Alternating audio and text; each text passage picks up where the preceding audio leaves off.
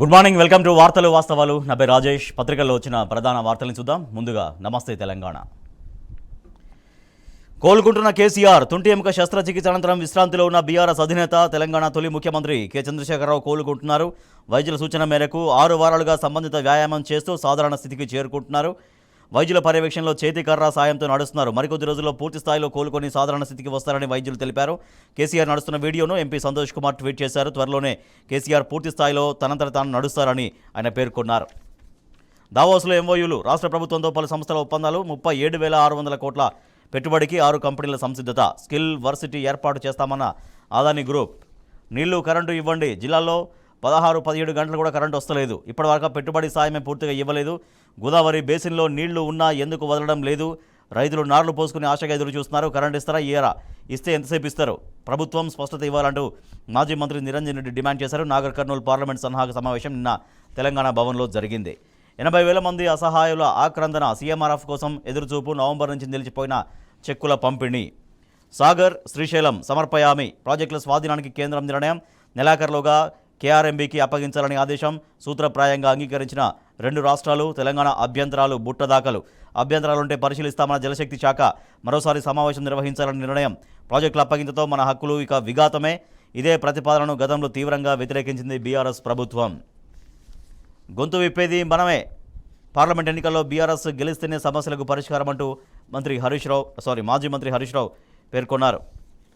BRS ఎంపీలతోనే తెలంగాణకు ప్రయోజనం. ఎక్స్లో బీఆర్ఎస్ వర్కింగ్ ప్రెసిడెంట్ కేటీఆర్. బండి నోటు దురుసు మానుకో. కాంగ్రెస్ సర్కారును కూల్చే ఉద్దేశం బీఆర్ఎస్కు లేదు. 100 రోజుల్లో 6 గ్యారంటీలు అమలు చేయాలి. బతుకమ్మ చీరల బకాయిలు విడుదల చేయాలి. మీడియాతో మాజీ ఎంపీ బోయినపల్లి వినోద్ కుమార్. సాగునీళ్లు వస్తాయా రావా? గోదావరి జలాల కోసం ఎదురుచూపులు. కాంగ్రెస్ నాయకులు అధికారుల ప్రకటనతో అన్నదాతల అయోమయం. మాజీ ఎమ్మెల్యే పెద్ది సుదర్శన్ రెడ్డి. యూరియా కొరతకు కారకులెవరు? వ్యవసాయ శాఖ మార్కెఫెడ్ దోబుచులాట. డీఏఓలు, డీఎంలు పరస్పర ఆరోపణలు. నిల్వలున్న సరఫరా చేయడంలో విఫలం. జిల్లాలో వేధిస్తున్న కొరత. రైతులు ఆగమవుతున్నారు ఎరువులు దొరక్క. ధరణి కమిటీ రెండోసారి భేటీ. నివేదిక అందజేసిన సీసీఎల్ఏ. ఫిబ్రవరిలో మెగా డిఎస్సి. త్వరలో కళ్యాణ లక్ష్మి చెక్కులతో పాటు తులం బంగారం అందజేత. నల్గొండలో మంత్రి కోమటిరెడ్డి.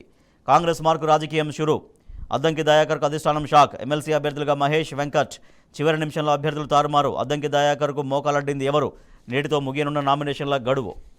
నెలాఖరులోగా రైతు బంధు పూర్తి. రుణమాఫీ కష్టమైనా చేసి తీరుతామని మంత్రి తుమ్మల నాగేశ్వరరావు వెల్లడించారు.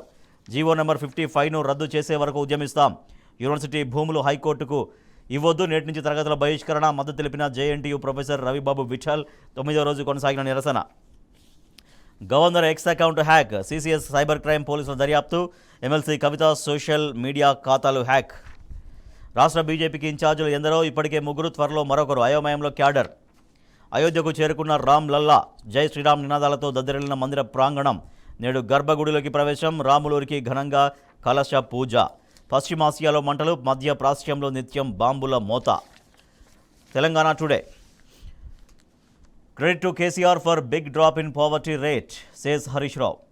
Discoms may go for power traffic hike. Center allows them to recover cost incurred from consumers.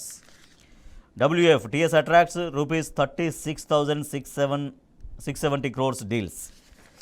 Right, ఇవి పత్రికల్లో వచ్చిన ప్రధాన వార్తలు. వీటికి సంబంధించి వార్తలు వాస్తవాలు చర్చలోకి వెళ్దాం. చిన్న బ్రేక్ తర్వాత చూస్తూనే ఉండండి టీ న్యూస్.